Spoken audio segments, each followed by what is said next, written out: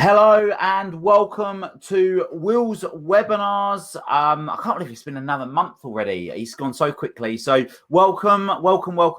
If you've been here before, welcome back. If you're here for the first time, welcome. So I am really looking forward to this evening because we have a personal development legend by the name of Brian Mayne, and he's going to be speaking about his technology. And I call it a technology because it's a methodology that has impacted 4 million people across 30 countries. And he's doing some really great things.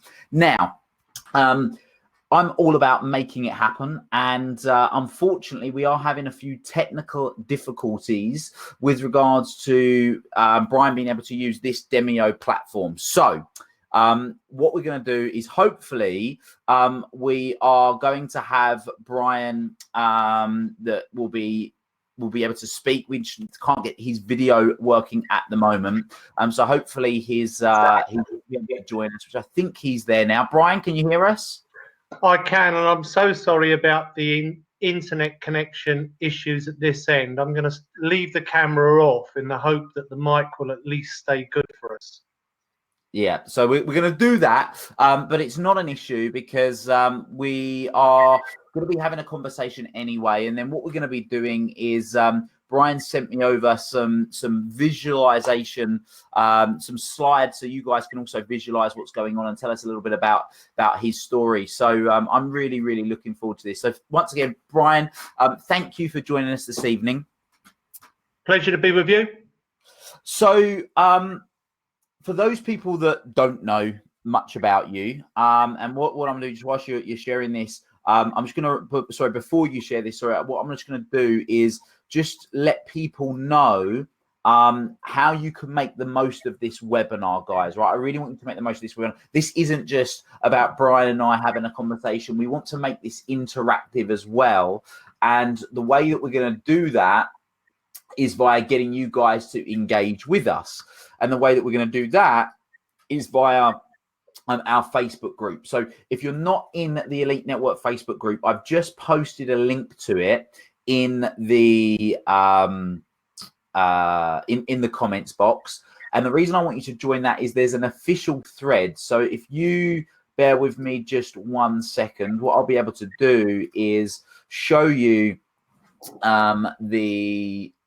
I hope this is going to work, seeing as we're having issues. Please work. But I'm going to share with you the official thread that you'll be able to see. And this is typical. It's now not working. But yeah, the official thread that will enable you to be able to see what.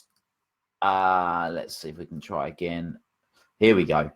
Hopefully you guys can now see my screen. So the official thread is this post here, and you'll be able to see it. You can write any comments on that, any questions you have, anything we mention whatsoever throughout this evening. I'm going to be monitoring this, and then we can answer your questions live, and you'll be able to benefit from this. So sorry, I digressed slightly there, Brian, but for those people that maybe don't know too much about you and that maybe aren't too aware of what it is that you've been up to for the last 25 years or so, please let us know. Okay, so I teach personal development and into spiritual growth. I have a number of different systems that help people engage more of their brain using both their conscious mind as well as influencing their subconscious mind, so that it helps them to be their best, do their best, achieve their best results. And I've been teaching the different techniques I've developed for the last 25 years, as you just mentioned. I work with businesses, large and small, some of the more famous names, people like Microsoft, Siemens, Disney, Coca-Cola. Also, my programs operate in schools. There are more than around about 4.5 to 5 million people that the programs have reached. 1 million of those are school children. Wow. And they are very universal. So the goal mapping system is my better known program. and it's used by people in all walks of life to achieve their best results. So business, education, sport, fitness, well-being. A lot of therapists have adopted it and used it. It's just very generic to achieving success. I've written books on the subject. I run workshops. I have an online software and coaching program. And there are quite a number of people these days that teach the system. So in the beginning, it was me 25 years ago. But now there are 1,325 people that have been certified to teach it. And Wow. they're spread in various countries and walks of life around the world.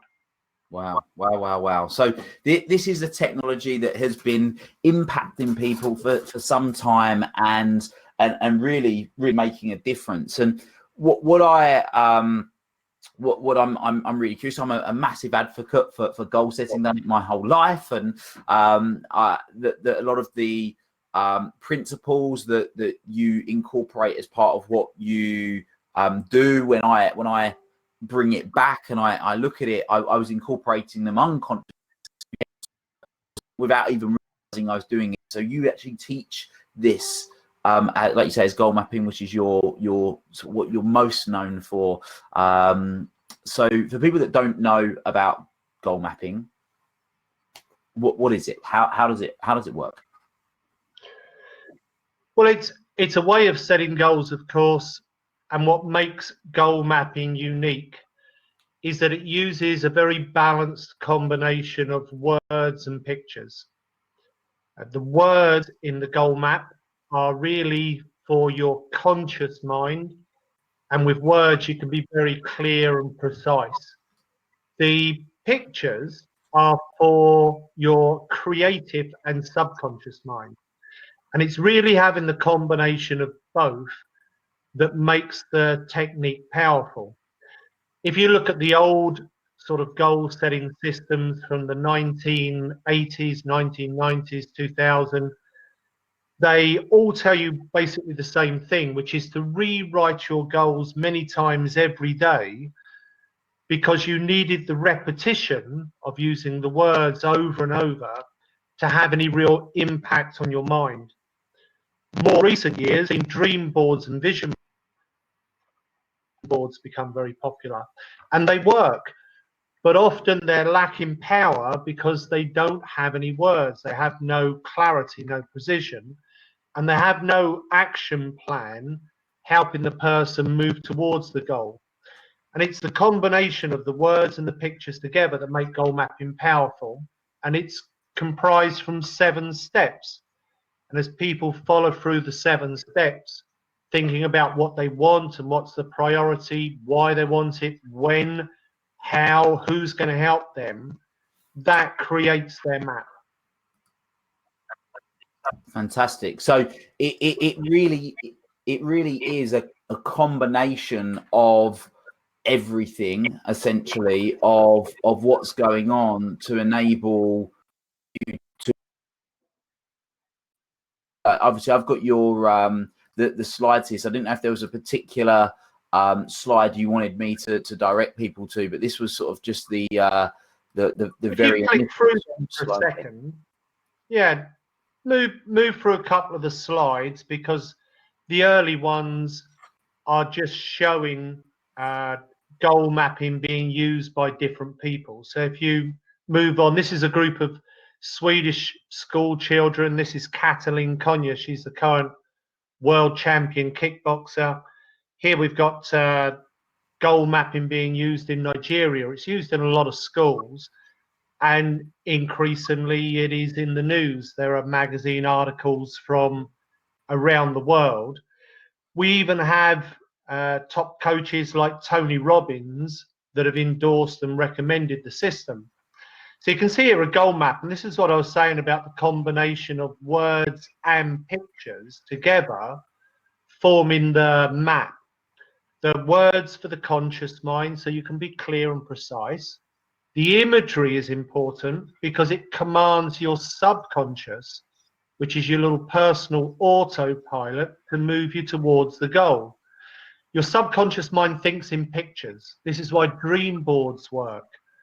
but we also need to be clear and precise with our conscious mind. So it's this combination of the two together, the words and the pictures, that really create the power with the system. You know, it's reached more than 4 million people. There's been no marketing, no advertising. There hasn't been a sales effort. It's passed word of mouth. Even my biggest clients like Microsoft came to me on word of mouth recommendation from people using the system and achieving results. And likewise, Tony Robbins invited me to go and present goal mapping to the platinum partners and a number of trips in different countries, again, through the power of recommendation. The next slide on will show you those 7 steps I just mentioned. Oh, no, they won't. This is my backstory into what led me into creating the technique. Do you want to hear it? I think that'll be really interesting, because the thing that I'm always really curious. I'm a bit like Tony. I'm the why guy, right? So for me, there's seeing people have achieved great things, and there's people that are on this webinar. Everyone that's joined this webinar is because there is something that they want that's different in their life. Ultimately, that's to feel differently, but there'll be something that they want to achieve more of, or to change, or there'll be something, which is the reason why they're on here, investing their time, energy, and efforts into wanting to upskill themselves in some way or another. So I think it's so easy when we see people like yourself that are respected authority figures that have done great things to think, well, it's all well and good for you because, well, you're there, but you wasn't always there. So I'm always curious to see what it is that led you to creating this, to gaining this insight, and then obviously using it in a way that's impacting nearly 5 million people. So yes, of course, we'd love to hear that if you don't mind. Mate, I was so not there, you wouldn't believe it. I was born into traveling family, and this painting that you can see in the slide is my great-grandmother opened with the fair. This is at Pinner Street Fair in London. And my sister still opens at Pinner Street Fair in exactly the same spot. My family have been traveling showmen and circus people for generations, like 200 years. Wow. Flick through the slides, you'll see the next one, I think, from memory is, my great-granddad. This is his coconut shy at the Olympia in London. The next one on, I think, is my granddad, and my dad is sat there on the steps of their wagon. This was taken at Slough. They were travellers with the fun fairs around the London area. Wow. The next one on, I think, is a picture of my dad's fun fair. Now, this picture was taken the year I was born, and he was open with the fun fair at Weymouth. And what he could see was that way of life was changing. And the change that came that altered the fun fair life was home entertainment. You go back in the years and people didn't have much to do. And so when the travelling fair comes to town, it was a big deal. And now, of course, people have got Sky and they've got cable and they're doing webinars with you, Will. They've got things to entertain themselves. They don't need the travelling fair. So back in the 60s, a lot of the fun fair people got out of the travelling life and they took all of their fun fair equipment to the seaside. And they opened up for the tourist industry. If you look around the coast of England, you'll find that nearly all of the amusements at the seaside will be owned by ex-fun fair people. And my dad took his amusements to the Isle of Wight, which is the next slide on. And it's how I come to live there. But we didn't move there full time at first. He missed the travelling life. And so I grew up having 3 different homes each year. I had one home travelling with the fun fairs for 4 months. I had one home on the Isle of Wight for the summer season, open up for the tourist trade 4 months. And then we had a winter base by Heathrow Airport, where we parked the fun fair equipment for the cold weather, again 4 months. So always 3 homes, 3 different sets of friends each year, and always 2 different schools each year, and then no school while we travelled with the fun fair. So I only went to school for about 5 months each year, split between 2 different schools. Never sat an exam in my life. I don't have a single qualification to my name. Wow. And as is typical for most of the fun fair kids, I left school at 13. I have dyslexia, so I never learned to read and write. I left at 13, no qualifications, went and worked for my dad full time, was desperately embarrassed about not being able to read and write, but kept it a secret. and sort of took heart in other things. I was helping to run the family business. And then at 18, I did something unusual. I become the youngest person ever in England to be given a license and allowed to open a disco. And I was 18 when they gave me the license, and I was just 19 when we opened the disco, which is on the next slide. And the disco actually become really successful. We're in a lot of the music magazines, mostly because I was a bit wild and it was a bit unusual. But I did that for 13 years and was really successful with it. And then, just like in my father's time, a lot of change come unexpectedly. His change that changed his life was home entertainment. The change that changed my life at about age 29, 30 was affordable airfare, because all of my customers on the Isle of Wight started going to Ibiza instead. Slightly different island. Yeah, it was the beginning of Club Med. And the first people that stopped taking their summer holiday in England were that sort of 18 to 30-year-old, which were my customer base. Yeah. And so the family business went out of business. And I wasn't prepared for that at all. And I went from being worth quite a lot of money at age 25, 26 and having a really good life to owing a lot of money by age 29, no home, possessions repossessed, marriage fell apart under the pressure, didn't know what I was going to do. It wiped out the whole family. My brother's home was repossessed. My parents' home was going to be repossessed. After everything had been repossessed, I was still in £1 million of debt. Wow. After everything had been taken. And no qualifications, couldn't read and write, never had a proper job in my life. And in desperation, I joined a direct sales team on commission only. And at first I was bloody hopeless. I didn't sell a sausage, mainly because I had a really negative attitude and people like to buy things from positive people. But it turned out, as often happens when you listen to a lot of people's stories, into something really good. I couldn't see it at the time, but in joining the sales team, I was introduced to personal development, and it became completely life-changing for me. The thing that really made the difference in my life was understanding that positive thinking was a science and not just somebody's opinion. The next slide on is a quote by Henry Ford, that famous quote of, if you think you can, and if you think you can't, you can't, and either way, you're right. And I'd heard it loads of times, but I just thought it was somebody's opinion, like, be positive, be happy, believe in yourself. It's good advice, but it doesn't really give you much help in how do I do that. And it was when a trainer come into the sales company and started teaching personal development to boost performance in the sales team that this statement was explained to me, that there was a whole science that sits behind it. And in learning the science, I learned how to change my life for the better. And it started with changing myself. I used the positive thinking techniques that I learned and goal setting to overcome my dyslexia. I taught myself to read well. Once I could read, I decided only to read personal development books. And all of the things that I read that made sense, I started to apply in my life. And it was really learning the techniques I thought was important, because knowing the information doesn't really change your life. It's like knowing it's good to go to the gym. It's applying the information, it's following through that really creates the change.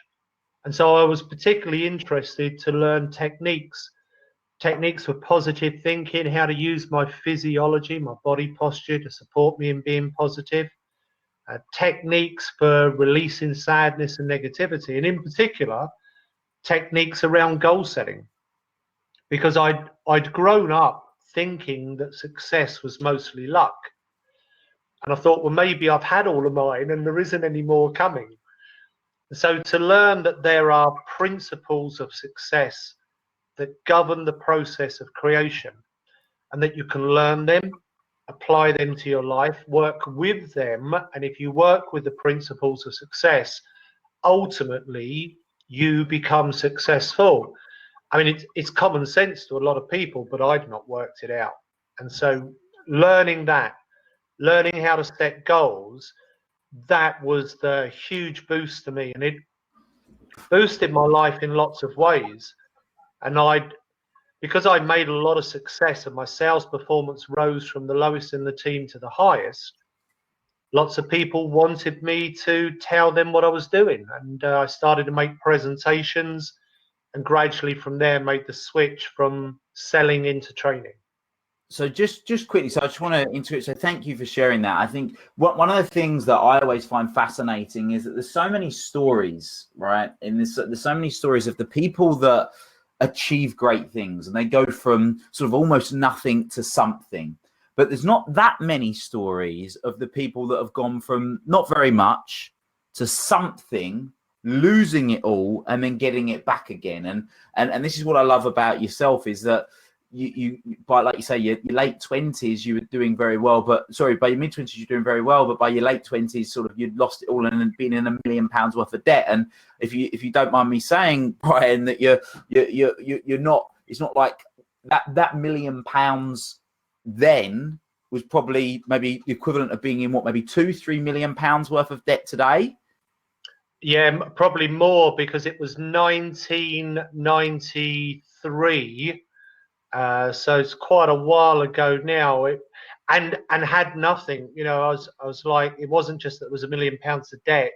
I'd never had a proper job, couldn't read and write, so I was very scared, and just didn't really see how I could turn it around. And just to put it into into balance a little bit, it took me 10 years to pay back the money. Yeah. So it wasn't like I learned personal development and it all happened quickly. I made a lot of quick progress, but in terms of really clearing the debt, which I was determined to do so my parents could keep their home and things be cool, that took quite a long time. Yeah, but you did it, and that's the key here. So there's two things, and there's one thing that you mentioned that I want to, or two things that I want to touch on, because it's interesting. You mentioned you'd never read a book, and then you started reading personal development books. When I was younger, I used to hate reading. I read one book, which was the first ever Harry Potter, and then I read that, and I didn't even finish the second one. Whereas now you look behind me, I mean, I actually don't really read that many books these days. I listen to audiobooks. I do about 5 a month. And maybe read 1 a month, but even then, every single one of those books is a personal development book, because that's what I've got the interest in. And now I've only ever done it twice, but I will read a whole book in a day when it's personal development, because I'm really loving it, and I delve right into it. And I think that when you find that thing that you're really most passionate about, you do find those ways of overcoming those things. Obviously, sometimes out of necessity, but sometimes there's kind of a bit of an internal drive. But the other thing that you mentioned was that you learned mechanisms to be able to think more positively, which I think we're going to touch on in a second, and you learned ways of dealing with you mentioned sadness as well, of ways of coping with certain things. So there was the positive thinking, but also and doing that, but then you also had mechanisms for dealing with the tough times as well. Is that right? Yeah, absolutely. And gradually, a lot of the information that I started to read and become interested in become more and more spiritual in nature. I wasn't drawn to any particular faith or religion, but it really cultivated in me a belief that there is, more than just the physical body, which wasn't something I was had grown up with, that belief.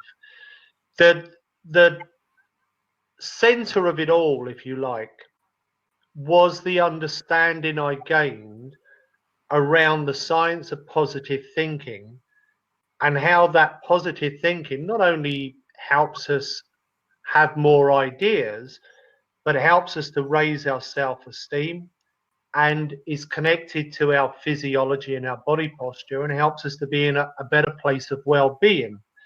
And a lot of the techniques I now teach have this sort of core understanding as part of their foundations.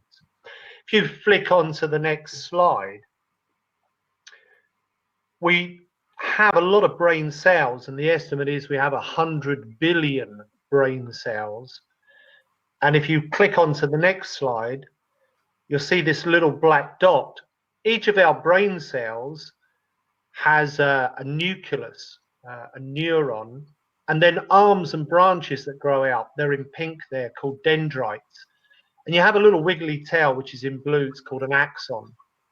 When you have a thought, that thought starts in the middle of the brain cell like an electrical spark, and it travels out along the arms and branches, and it wants to connect with another arm and brain cell to build up a pattern of thought.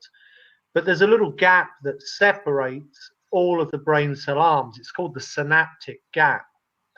And I don't know if the animation will work if you click the button, but basically the key point here is that if you think a positive thought about yourself, that positive thought starts in the middle of the brain cells, an impulse, travels out along the arms, and it stimulates a neuroreceptor to release a chemical into your brain called serotonin. Serotonin is the chemical that gives you the feeling of happiness and well-being. It's the same chemical that's released if you take an antidepressant, such as Prozac. When you train your brain to think in positive ways, you naturally release the serotonin. And there's a lot of medical papers written about this, but what's more powerful is just to know it in your own experience. If you close your eyes, and the people tuning in tonight can do this in real time, if you start to bring up a positive memory from your past, and it could be from years ago when you were a child, could be very recently, or it could be a positive thought about something you know is coming in the future. As you focus on that positive thought, you start to release serotonin and you feel positive right now. Every emotion we experience is created by neurotransmitter chemicals released from our brain and our body. And what releases those chemicals is our thoughts, our consciousness, our beliefs. And so if you think positively, you actually start to feel more positive. And in addition, the serotonin acts as a neuroconductor. It bridges the little gap, joins the brain cells together, allows your thought impulse to continue on its journey. And if you click again, it'll probably show it on the animation. It's this joining together of brain cells in this way that helps us find answers to problems. You know when you have that aha moment, that light bulb comes on? Mm-hmm. Well, that's actually the joining of two or more brain cells. Now, at first, they break apart again, but brain cells that fire together wire together. And so if you repeat the same thought over, you tell yourself, yeah, I'm going to do that. Yeah, that's a good idea. Yeah, I'm going to follow through. Each time you tell yourself, you're re-establishing the brain cell connection, and the connection grows stronger and it forms a belief. Any belief you have about yourself or life, in essence, is just two or more brain cells that have become established. And that belief forms the equivalent of a constant command to your subconscious mind about who you are as a person, what you like, what you don't like, where you want to go, what you want to do.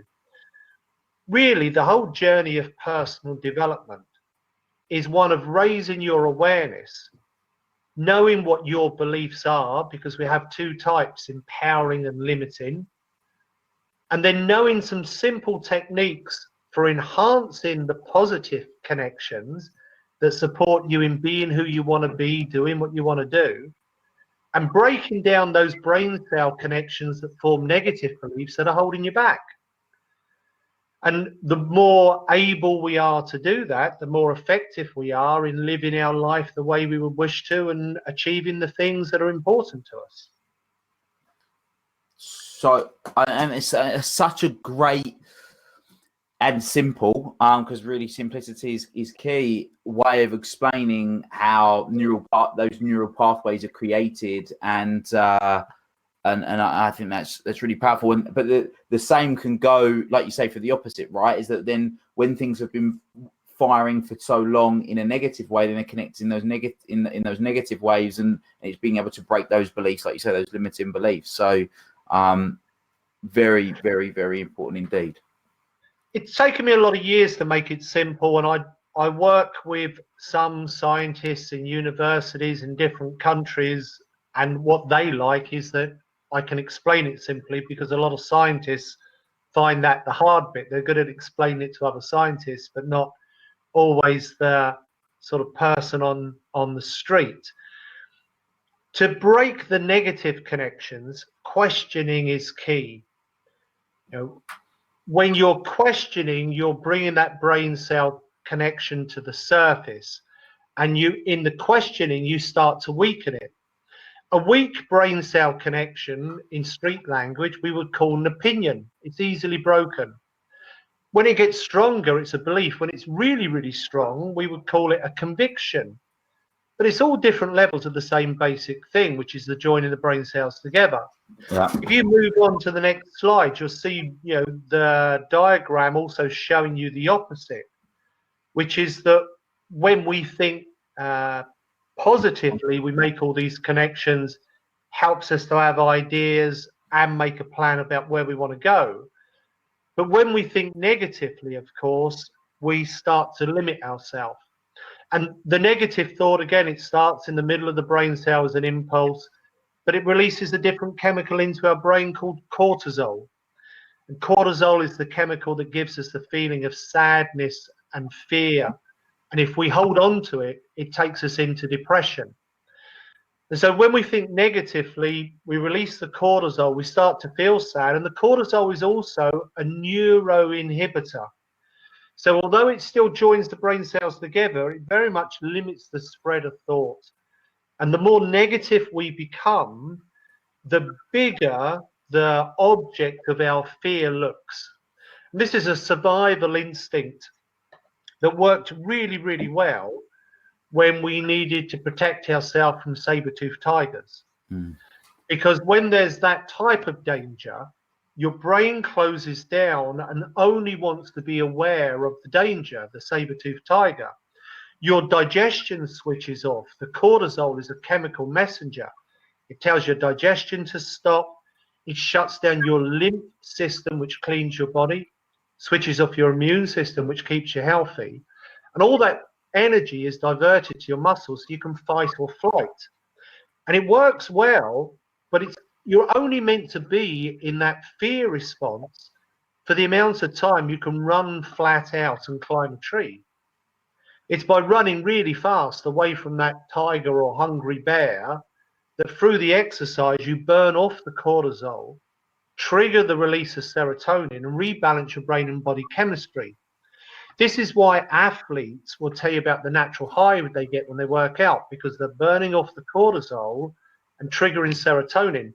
This is why more and more doctors are recommending exercise as part of relieving depression, because through the exercise we burn cortisol and we trigger serotonin. But the challenge in modern life is that we're not facing a saber-toothed tiger, and it's not often that we face a hungry bear either.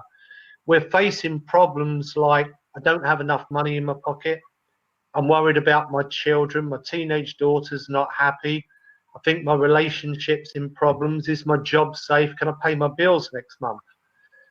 And your brain doesn't really know the difference between a real danger like a hungry bear and a worry. And when people worry, their brain releases lots of cortisol, but they're not moving their body enough to burn it off. And they go into stress. And you can be in stress a little while, doesn't do too much harm. But if you're in stress a long time, it starts to make you sick because your digestion isn't working. So you're not getting the nutrient from the food. Your lymph system isn't cleaning your body. That's why people in stress often get problems with their skin. And your immune system isn't keeping you healthy. So people in stress start to pick up colds and flus and more serious illness. And their brain closes down and focuses on the problem. So the problem of not having enough money or worried about relationship just looks bigger and bigger.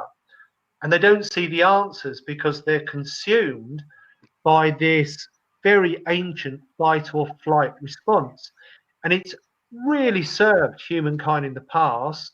And in modern life, it's actually counterproductive, and we need to do the opposite. We need to learn techniques to stay positive so we make more brain cell connections, activate our creative as well as our logical mind so that we can find creative solutions to life's modern problems like increasing our wealth or increasing our health, you know, finding more harmony within our relationships and society and connections. Setting goals is one of the key ways, really, that we help to maintain those positive connections. And if you click one more slide, you know, every time you think about a goal, every time you tell yourself you're going to achieve the goal, it helps you to form the connections and to use the whole of your brain. The latest brain research, which is called neuroplasticity, is showing that the brain is so incredibly flexible that both halves of the brain can do all the different things. They can rewire themselves. This is why if someone has a stroke and it damages their left brain, which is normally where speech comes from, the right side of their brain will often take over, rewire itself, and they will learn to speak or walk through another part of their brain than they used before. But it won't just do it on its own. It needs a goal. And it's one of the key learnings that's coming out of the latest brain research with neuroplasticity, that if we have a strong intention, if we have a deep desire, our brain is so flexible that it will literally form new connections, release new chemicals, give us new feelings and attitudes that empower our behavior and actions to help us move towards the physical achievement of the goal.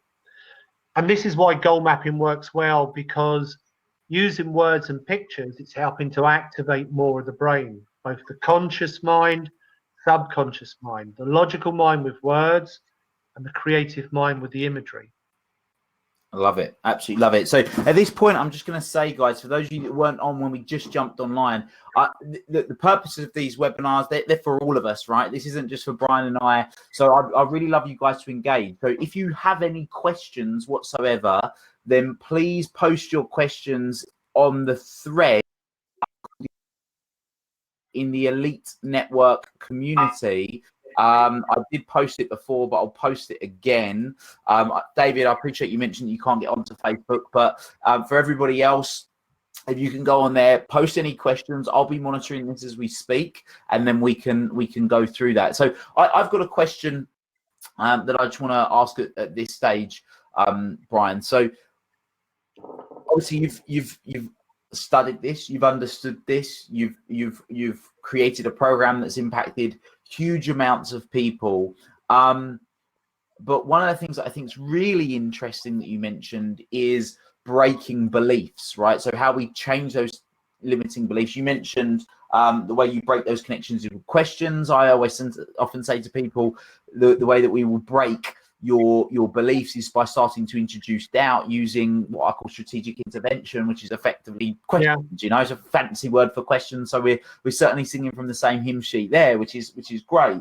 But in terms of the other thing that you mentioned, which I've never been spiritual, right? I've never been spiritual. My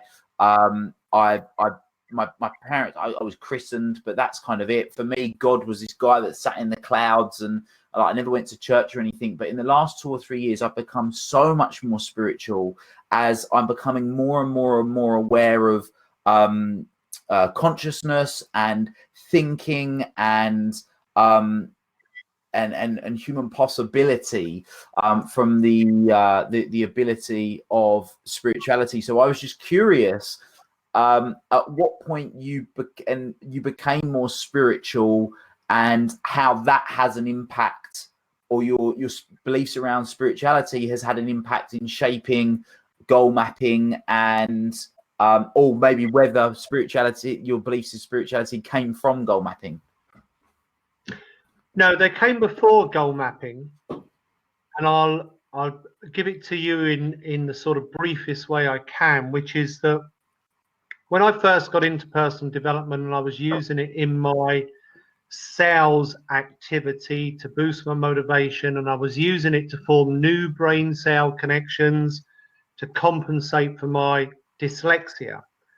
And I learned to read, and it felt so amazing to learn to read at age 30. I wanted to read everything just because I could.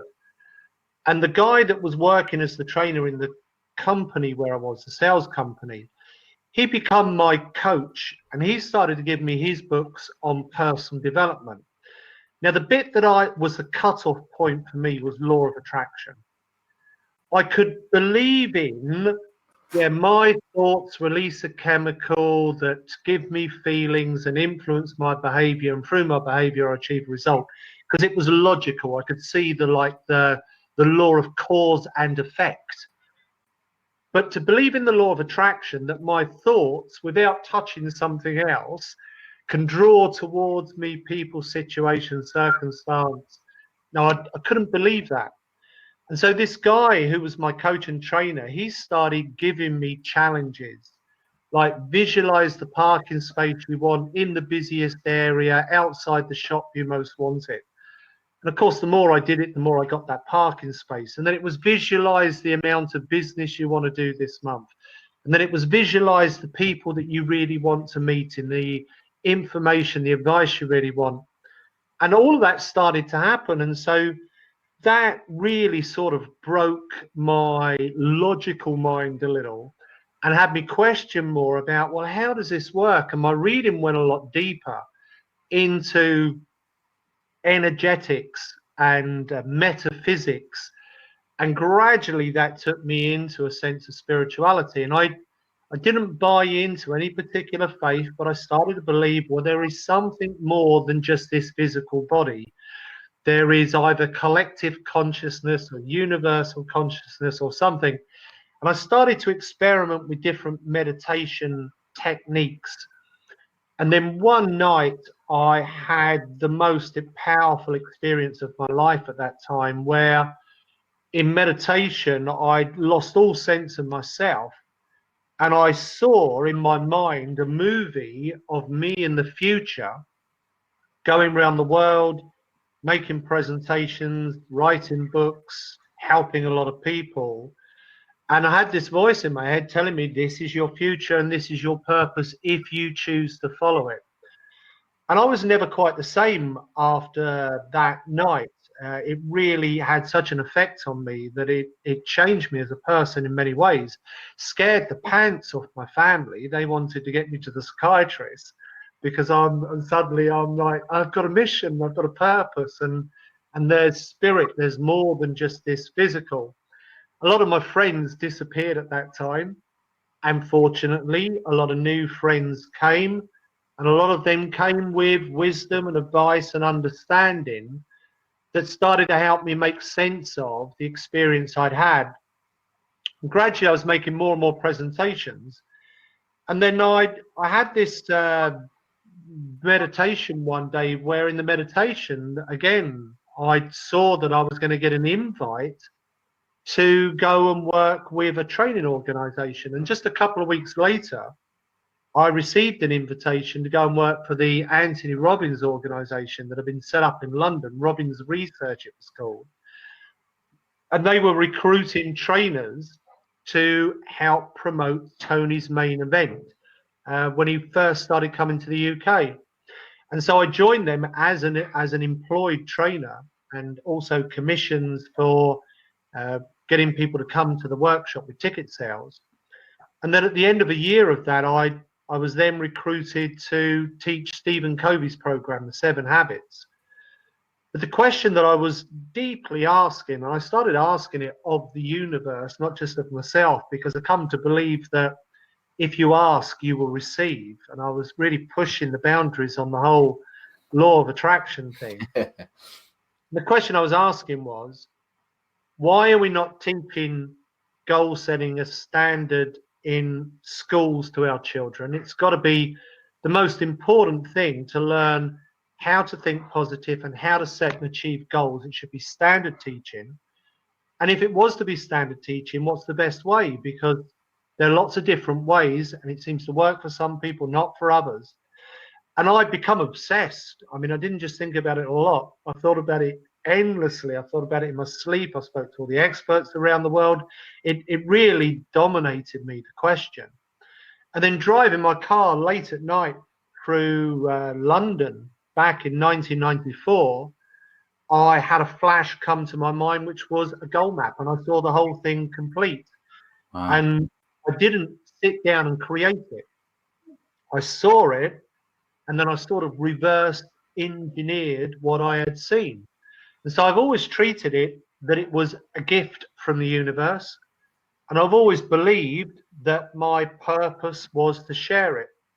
A year later, the second technique came, which is life mapping, and then action mapping. And then after that, my fourth technique, which is self mapping. And they all fit together as a holistic philosophy for being your best, doing your best, living your best life.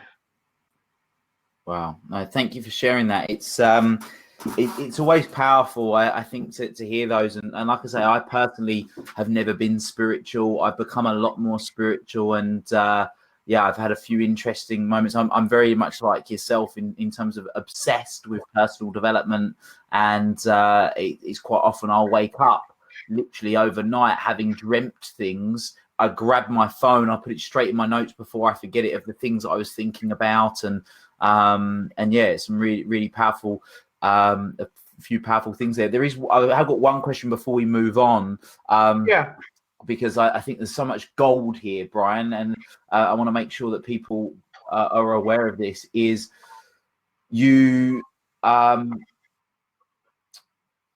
you mentioned that you were doing these meditations, and you had these really powerful meditations where you got these thoughts, but you also mentioned that you sort of trained yourself on the law of attraction to it started off the car parking space and then obviously built up from things. So I suppose it's two questions. One is, could someone just, if they wanted to achieve something massive and attract that to them, could they do that, or do they have to start with the car parking spaces and the traffic light changing to green so they don't have to wait at it or whatever else, or could they just attract the big thing straight away? What's your opinion on that?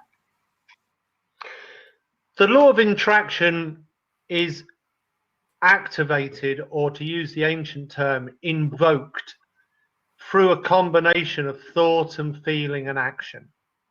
It's those three things, those three elements, thought, feeling, physiology, or action, are really the key elements of what makes us who we are.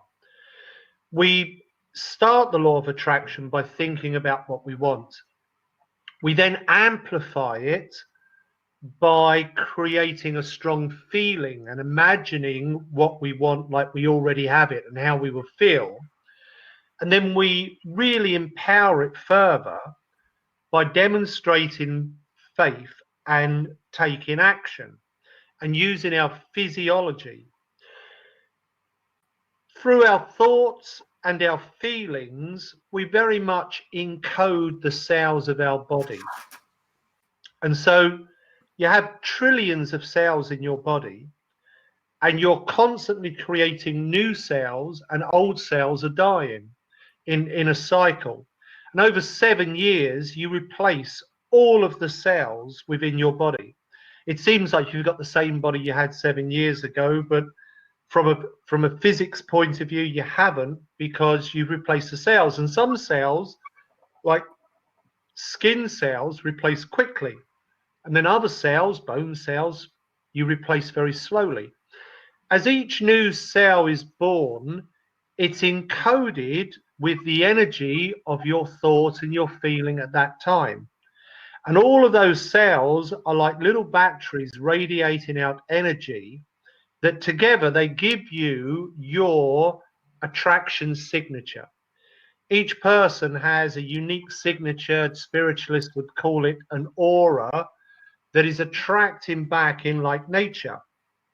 Positive vibration is much higher and faster than a negative vibration. And so within each person, they have different vibrations going on. Some of their cells will have been born while they were really positive, and so they're giving out a positive vibration. And other cells will have been born while they were having a bit of a downtime, and they've got a negative vibration. And so we have opposing attractions taking place. And this is the same with our belief.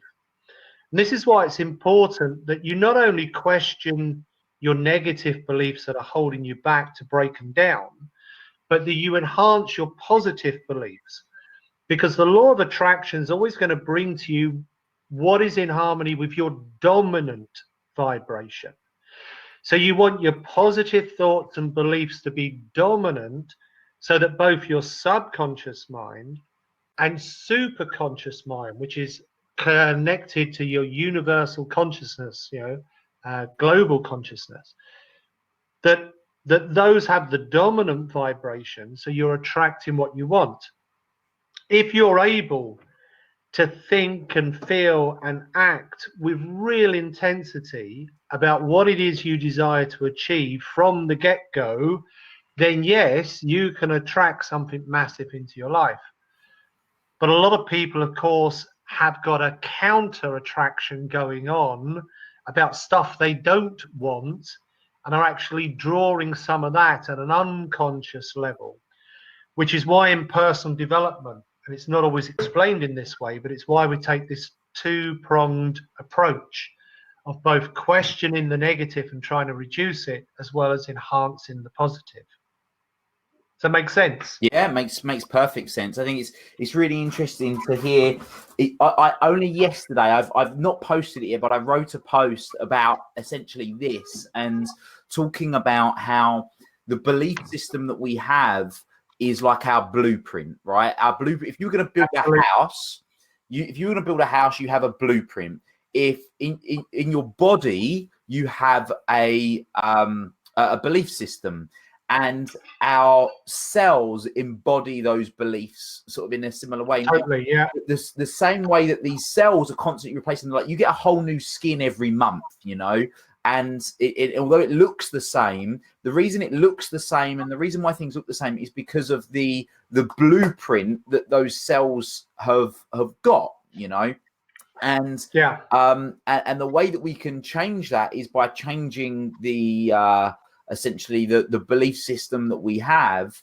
The same way that if you were to build houses with your blueprint, you could have lots of houses all built with different bricks, but if they're always being built to the same blueprint, the houses are always going to look the same. So you're always going to have the same life for as long as you've got the same blueprint, which is why constantly questioning yourself, changing your belief system, like you said, altering your limiting beliefs to more empowering beliefs is what then is going to attract more of what it is you want to. So it's really interesting to again hear you explain it in the way that you are, which I think is a really simplistic way, which Tarun has actually commented on the thread here.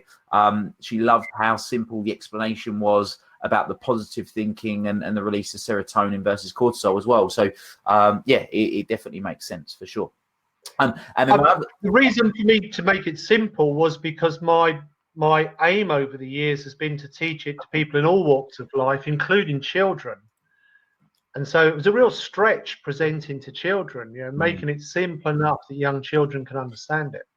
But I think that's the key, though, right? Is being able. It's one thing knowing something, but being able to communicate it in a way that the majority can understand is something else. So before we move on, again, because I'm curious and I'm personally loving this, so thank you again, and I'm sure everybody else is. But you mentioned these meditations that you did where you got these realizations. So I've got into meditation more over the last couple of years. I'm actually on a sit at the moment. I'm 103 days in of consecutive meditation. I'm planning on doing at least a year of consecutive meditation.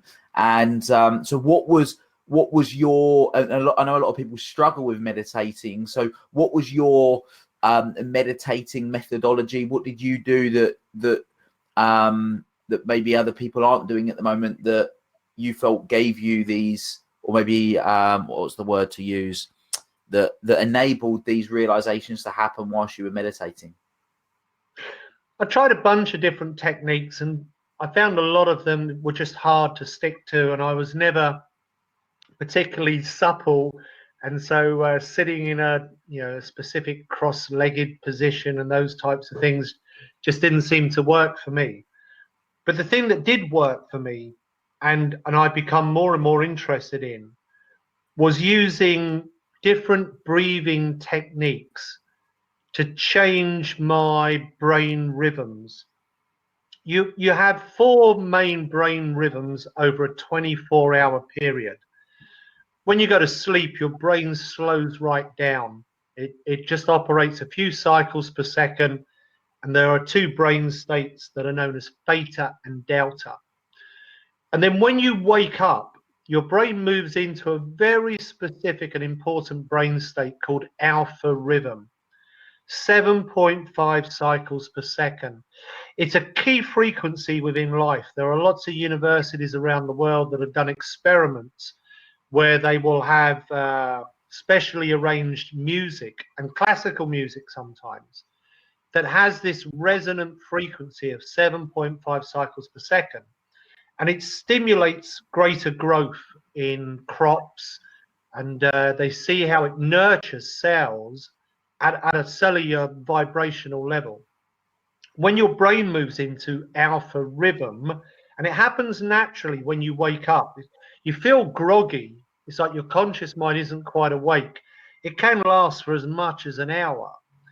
But it's in this alpha rhythm state that you have the greatest connection to your subconscious mind, and through your subconscious mind to universal consciousness. The estimates are that the influence on your subconscious mind when you're in alpha rhythm first thing in the morning is 100 times greater than it is at midday, when your brain speeds right up and moves into beta rhythm, which is about 13 cycles per second. Now, you'd think that being in wide awake consciousness would be the best time for setting goals and reviewing goals, but it's actually not. And the reason is that your conscious mind is like the gatekeeper of the mind. It has the job of analyzing, criticizing, and rejecting. And if you look at a big goal at midday, your conscious mind tends to go, yeah, but not really. Yeah, all right, it looks pretty on paper, but we're not really going to achieve that. You're not capable of it. It's a critic in the conscious mind. When you look at the goal early in the morning and you're reviewing your goals early in the morning, then you bypass the conscious mind and you re-impress the goal on your subconscious. This is what I want, move me towards it. By using breathing techniques where you breathe in through the nose and out through the mouth, it stimulates nerve endings in the top of your nose to send you into alpha rhythm. And it's a simple thing to do. It doesn't require you to be a master with your mind or anything like that. It just requires you to practice it on a regular basis. And I met an amazing Italian lady called Bruna Ferrari very early on in my personal development journey, within the first couple of years. And she taught me some breathing techniques, also using finger positions, what are known as mudras, where you just hold your thumb against your finger, but then you change it. And it changes how the breath moves through your body. And it sends your brain into alpha rhythm. When you're in alpha rhythm, your right brain, which is the creative brain, and your left brain, the logical brain, are more in balance. And so it makes any intention you hold about developing yourself as a person or moving towards a desire in life much more fully connected to your subconscious. And in that state, when you're in alpha rhythm, it helps you to see the challenges you face in a different way. And often you see things in yourself that are areas for improvement. And it's a balance between being aware of the negative, the thing that needs to be improved, corrected, avoided, but holding the predominant focus on the positive. And it's a really ancient principle. You'll find it in cultures around the world. In some cultures, mystical cultures, it was known as a movement with repose. So it's an effort with ease. You hold the intention, but you're not rigid about it. You just hold the intention, because through that, you're influencing your subconscious and universal consciousness with the law of attraction to move you towards it and make you aware of synchronicities and opportunities. But using a breathing technique where you breathe in through your nose, out through your mouth, calm yourself, and then clear your mind a little and focus on what you want, is the way you empower the command on yourself. Love that. Absolutely love that. So just very quickly, I'll share two breathing techniques that I've come across that I don't know, maybe one of these is what you're making reference to, but for people that are thinking, okay, well, that sounds cool. How can I how can I utilize my breathing techniques? There's one that I got taught by Emma Corrie, who's a well, the #1 female Wim Hof method trainer in the world, and she uses something called belly, chest, head. So you breathe in through your belly, bring it up through your chest, then sort of try and bring it up, and then breathe out, and then you just keep doing that. So that's one, which is really powerful, because most of us just breathe into our chest, or we shallow breathe. We don't breathe into our belly anymore. So that's one. And then another one is box breathing, which Navy SEALs use. So box breathing is sort of breathe in for, call it 4 seconds, hold it for 4 seconds, breathe out for 4 seconds, hold it for 4 seconds, breathe in for 4 seconds, and sort of just use those two techniques. I've found have been really useful from a breathing perspective. Was there any other, aside from, I know you were talking about using your thumb and your fingers, but were there any other particular ways from the breathing perspective, Brian, that you that you use? I practice the techniques that you've said, and I've tried some others as well. For me, the finger positions have become really important.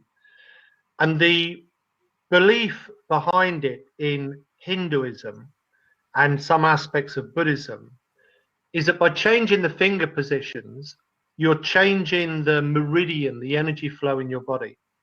And as you breathe in, what you're breathing in is prana, you're breathing in energy. And by changing the finger positions, it changes where that energy goes to in your body, so that you're activating your energy centers, your chakra, and aligning yourself. And at the same time, it balances your brain. You can try it now. We can do it quickly in just a moment while we're online. If you put your thumb and your finger together, any particular on both finger? hands, yeah, the thumb and the first finger. Yeah. I want you to take 3 breaths in through your nose, out through your mouth, and I want you to notice where the breathing centers in your body. Because you were saying just now about pushing it down to your stomach, or sometimes it's in your chest. So don't push it anywhere in particular. Just take 3 breaths in through your nose, out through your mouth, and notice where the breathing sort of originates or centers. Yeah, I would say belly for me. Okay. Now change the finger position and put your thumb against the first 2 fingers. All right, so bring your first 2 fingers and the thumb bridging both of them. And now again, 3 breaths in through your nose and slowly out through your mouth, and notice where your breathing moves to. For me, then it's more my chest. Okay, now try this.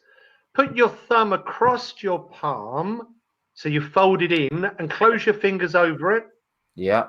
So it's making like a fist. And again, 3 breaths in through your nose, out through your mouth, and notice where the breathing moves to now.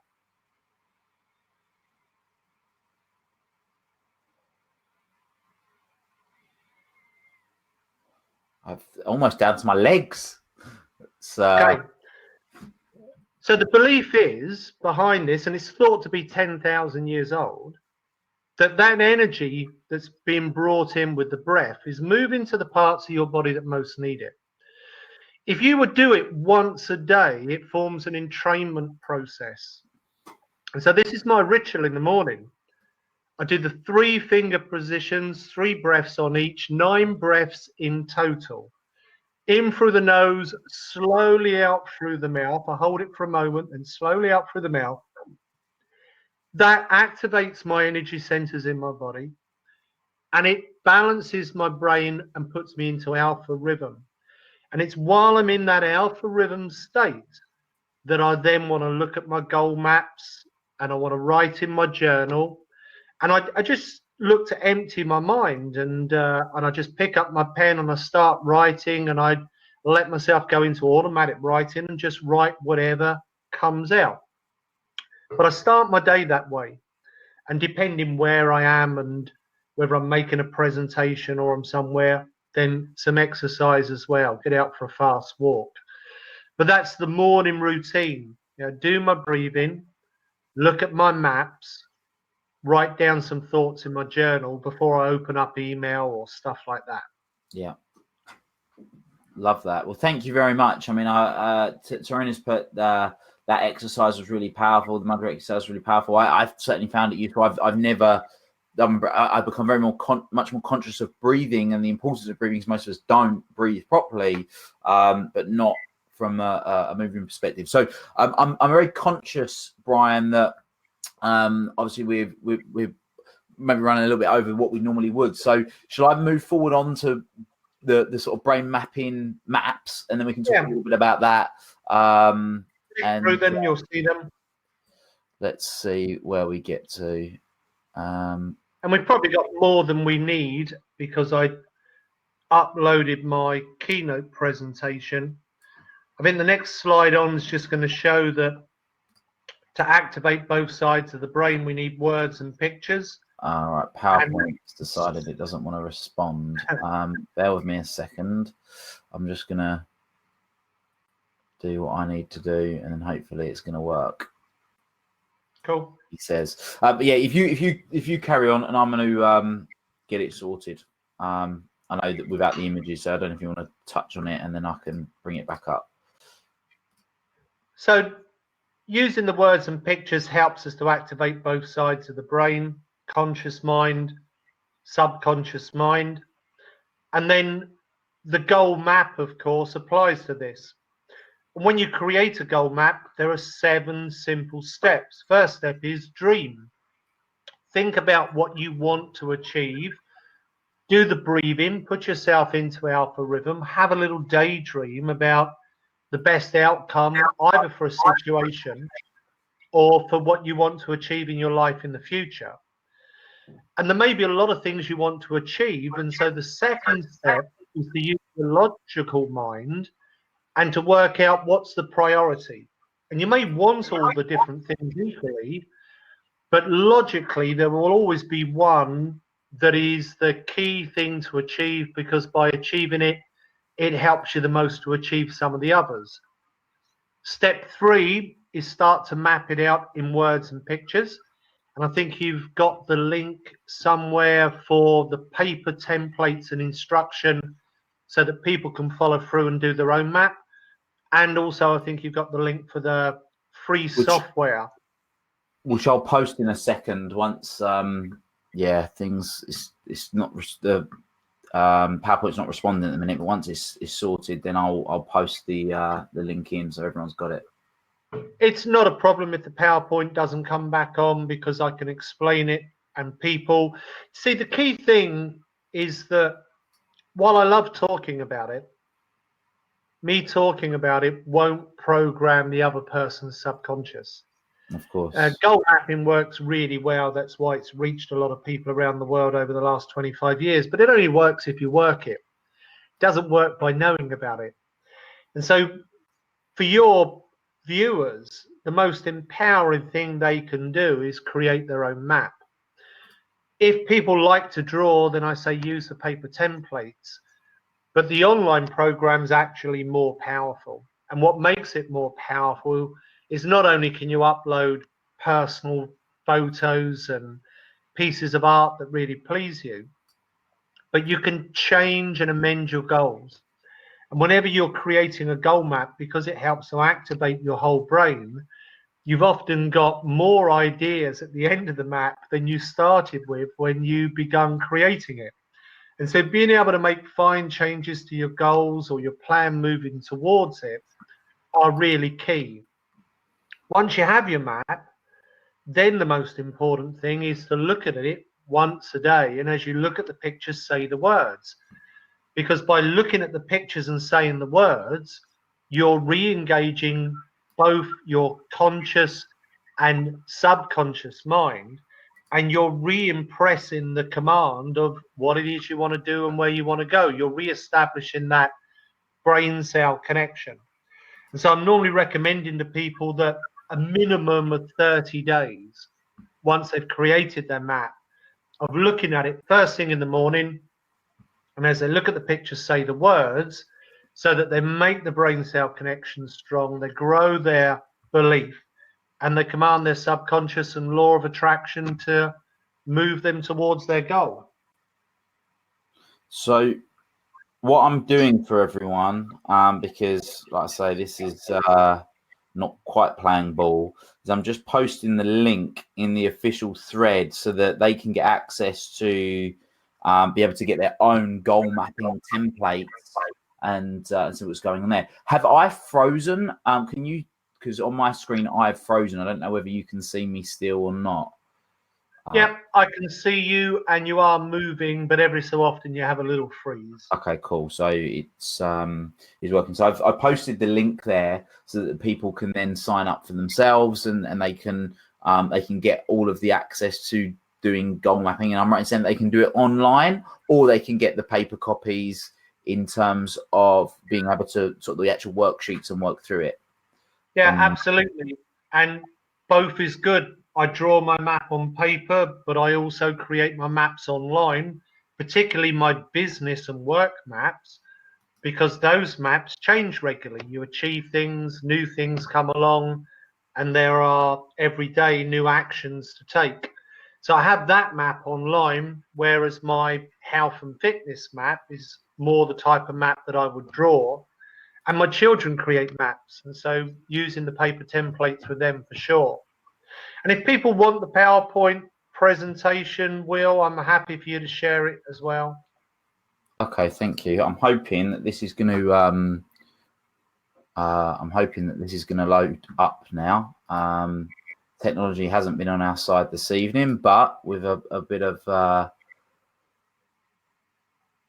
let's see what it's doing. Hopefully it's going to. Let's see if it doesn't. So is it loading? We'll find out. So again, just want to see if anyone else has got any other questions before we look at running up. So Natasha's asked here. She loves to get on her bike and do 40 minutes as soon as she gets up. So she's asking, should she meditate before she gets on the bike and goes and does that, based on sort of being able to go through alpha before into alpha state? I think you enhance the alpha state more if you're doing it immediately you get up, rather than going off for the exercise first. It depends on the type of exercise, but some exercises will move you out of alpha and into beta. For me, the reason to be in alpha and the meditation is because when you're in alpha rhythm, it's the state when your body heals itself the most, repairs itself, nourishes itself, and this command to your subconscious. So I'm never meditating just to quieten myself or find that peace, which meditation's great for. I'm also making sure that when I meditate and I get that alpha rhythm, then I'm going to look at my goal map. And I've got it as a screensaver on my phone, but I prefer to look at them printed out on paper in my folder. And so my best ritual is meditate when I get up, look at my maps. Only takes a few moments to look at the picture, say the words. I have more than one map. I have 3 or 4 maps. So I've got a map for business, I've got another map for health, another map for wealth, etc. So I look at my map, say the words, write in my journal, and then afterwards out for exercise, rather than immediately I get out of bed.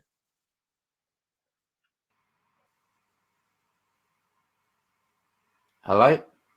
Yep, still here. Yeah, cool. Sorry, I just wanted to make sure it went quite then. So hopefully, Natasha, that answers your question and gives you the outcome that you're looking for. So what I'm going to do, because I want to ensure that people, just before we literally finish up on this, I'm just going to hope, because the slide deck's not opening, but if we could just very quickly, Brian, if you wouldn't mind, just talk people through. I'm hoping this image is going to load, so then people can still see it. Hopefully they can see this image. I've just found one on Google of exactly what they need to do with the map on the left, and then obviously what they need to do on the right, and then we can look at rounding everything up for the evening. So if they download the paper templates, there's a sheet that gives them the 7 steps, the instruction. And the paper templates don't have any words or pictures in them. And as they follow through the 7 steps of having a daydream, writing a list of goals, identifying a main goal which goes in the center, and then other goals from different areas of the life which go in the middle side boxes. Then they draw the pictures for their main goal and side goals, and then they write in why they want it at the top. And again, they draw the pictures. So they're always activating both sides of their brain. Then when, because without a date, it's not a goal, it's just a wish. So you've got a start date at the bottom of the page. You've got an achievement date just underneath the main goal. And then they identify how they're going to do it. 3 simple steps, just 3 simple actions. They're going to move them towards the achievement of the main goal. And then on the left at the bottom is who's going to help. And these 7 steps, what do you want? What's the priority? What does it look like? Why do you want it? When, how, and who are the critical aspects of any form of conscious achievement.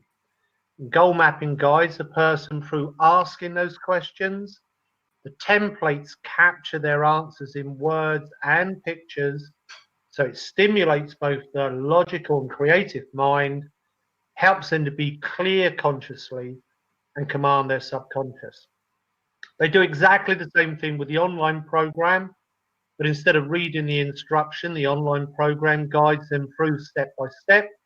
There's video to instruct them as well. And instead of using drawing, they use imagery, either uploaded from their computer, and you can upload your own drawings, of course, or downloaded from the internet. And there's an image library that's pre-stocked on the online program to make it quick and simple for people. Love that. Absolutely love that. Well, Brian, look, I'm guessing that people have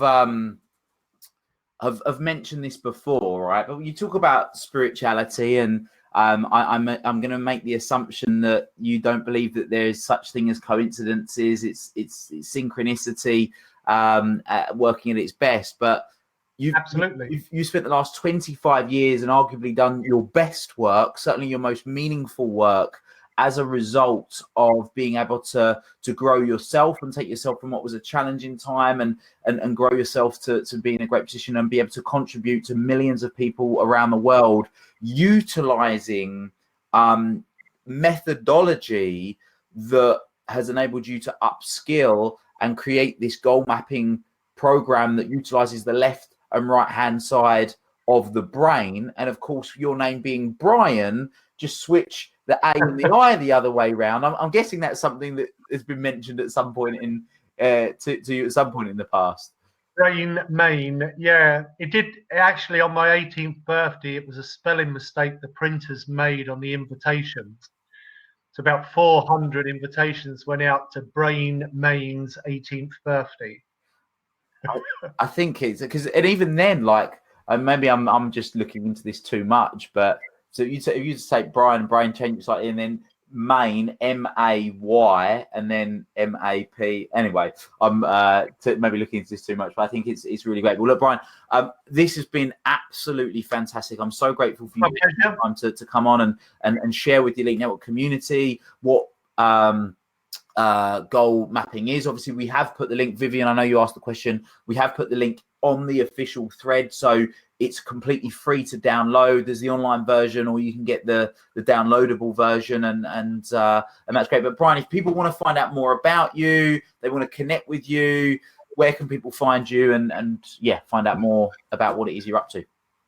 My main website is goalmapping.com. So GOALMAPPING.com. Fantastic. Well, by all means, head to that. I'm going to put that on the thread as well, so guys, you can just access that. And I highly recommend that you do this. You're able to benefit from this, because, like Brian's mentioned this evening, it doesn't matter how much he talks about it. The value you're going to get from this is you actually doing the work and putting it into action. So, Brian, I want to say once again, thank you so much for being with us this evening and putting up with the technical issues that we've had. And yeah, guys, I hope you found it useful. Please comment any other questions that you've got on the thread. I've added Brian to the group, so I'm sure if there's something that I can't answer, then I can tag him in and maybe he can answer that offline. So again, thank you, Brian. Thank you everyone else for tuning in this evening. I hope you found it useful. I just want to make sure there are no other questions just before we shoot off. So Natasha says thank you. Sorry, Brian, if you don't mind, just very quickly, there have been a couple of extra questions. So Jennifer asked, when visualizing what you want, should it be a still image, a collection of images, or moving images, or does it not matter? Great question. The more powerful you can make it, the more impact it's going to have. So making the image colorful, making the image move, and adding strong feelings to the thought picture all enhance the power of the impact it has in your subconscious. So just do the best you can with it. Some people find it difficult with visualization, and just thinking about what you want works, but enhancing that thought picture with color, with movement, with emotion, all had to increase the power. Great advice. I think that's very, very worthwhile in if utilizing Jennifer. So hopefully that answers your question. A few other people, so Mark saying it was great, so thank you again, Brian. Dawn said thank you, should have a copy of the PowerPoint. What I will do, guys, is I will ensure that you guys get the PowerPoint tomorrow, so then you've got access to it. I'll send it over as a PDF, so I'll get that organized for tomorrow. And then, yeah, everyone else, Dawn and Turin, all saying they enjoyed it, Brian, and they're loving it. So once again, thank you. Pleasure. Great evening. What would love to do, hopefully at some point, Brian, is getting you speaking at the Elite Network. I'm sure people would love to have you come and actually share this in person as well. So we'll have that conversation at some point soon. But once again, thank you so much. And yeah, have a great week, everyone. And we'll speak very soon. Take care, Will. Until next time, make it happen. Bye-bye.